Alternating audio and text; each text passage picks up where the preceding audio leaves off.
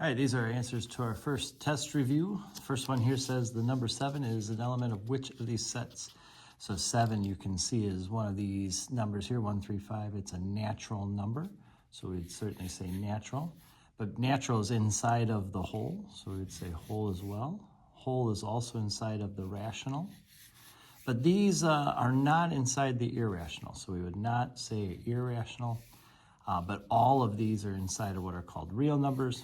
So we'd circle all of those. 7 is part of all of them. Which two numbers in set A, which are these numbers, are elements of both B and C? Now B says even numbers. So even numbers are like 2, 4, 6, 8, 10. So 1 is an odd number, 25 an odd number. The rest of these are evens, okay? A multiple of 5, that'd be like 5, 10, 15, 20. So it has to end in a 0 or a 5. And there's two numbers that do that, and that's 10 and 40. All right. Then this next one here is solving equations. When we solve an equation, we find the variable that's by itself. We try to get this variable by itself. We're going to get rid of this one first. So we're going to go plus 3. Negative 39 plus 3 is a negative 36. This goes away, and we'll have 6x over here. All right, then we're going to divide by 6, and we get x equal to negative 6. And that's our answer. Okay. Over here, we're going to distribute first. So that's 4 times x. And then 4 times 3 is 12, minus 2x equals 44. All right. Now we'll put these two together. They're on the same side. So 4x minus 2x is 2x. We still have this minus 12 here, equals 44. Okay. All right, now there's our variable. We want to get it by itself. Let's get rid of this minus 12 first. So we'll add 12 to both sides. That gives us 56 here. And then we're going to divide by 2. Which gives us x equal to 28. All right. David charges his clients $30 per hour of work plus an additional 70. His most recent client was charged $265. So can we write an equation? So this is his hourly charge. This H means how much does he charge per hour? And we were told that he charges $30 per hour. So we're going to put a 30 next to that. This is the additional, right? So he has an additional 70. And altogether that equaled 265. So that's how we're going to put that information in, okay? And then how many hours did he work? Well, let's get rid of that additional 70 real quick. So 30 times the hours is equal to 195. And then we're going to divide by 30, okay? And if you take 195 and divide by 30, we'll do that real quick. 195 divided by 30, we get 6.5 hours. So again, not too bad there. All right, what if we have variables on both sides? So we don't have any cleanup to do. There's no combining we can do left or right. So we just got to pick one and get rid of it. Usually the smaller one is the smart one to do. So we're going to subtract 7x from both sides. So we get 5x minus 7 equals 57. Now we see the variables right here. Let's get rid of these two numbers. We're going to add 7. So 5x equals 64. And then we're going to divide by 5. We get x equal to 12.8. Okay. Over here, we do have these that we can put together. 9x minus 5x is 4x. Then we have minus 4 equals 8 plus x. Okay.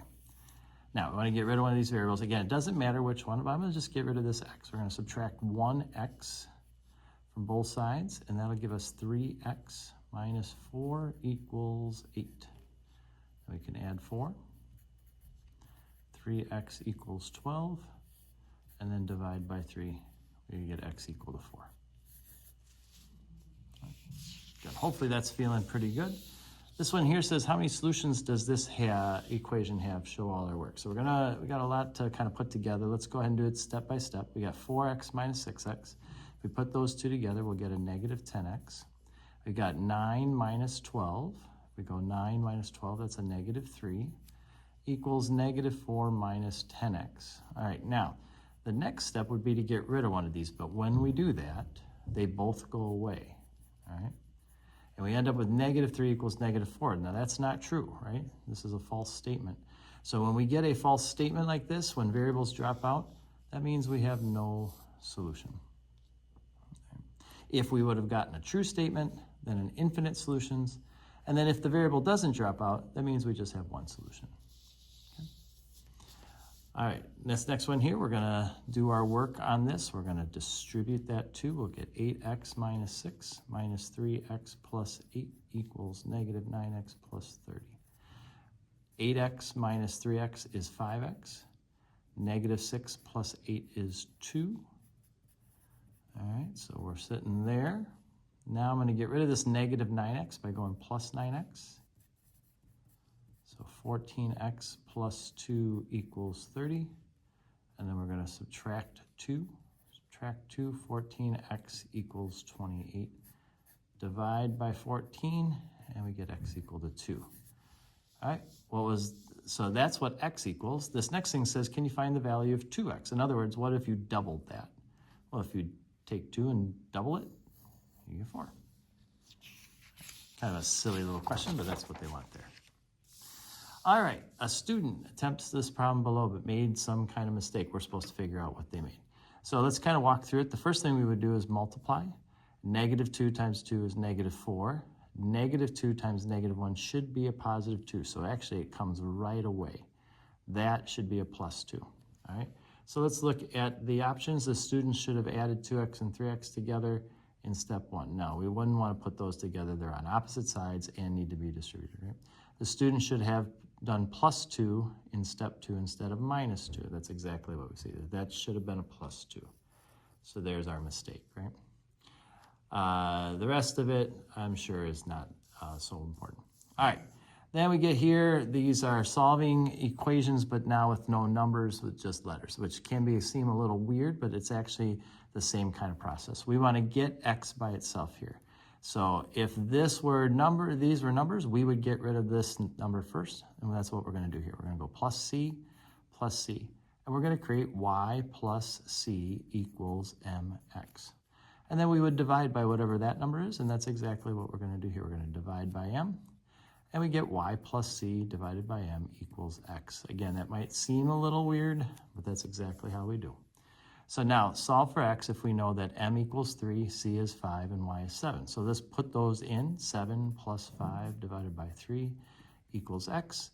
We know 7 plus 5 is 12, and we know 12 divided by 3 is 4. All right, our last question here gives us this kind of complicated equation. Can we get g by itself? So the first thing I see is we're dividing by r. Let's go ahead and multiply by r.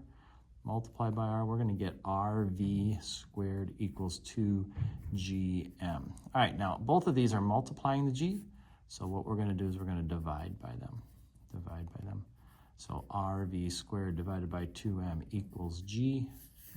And again, while that might seem weird, look a little complicated, that's how you do it.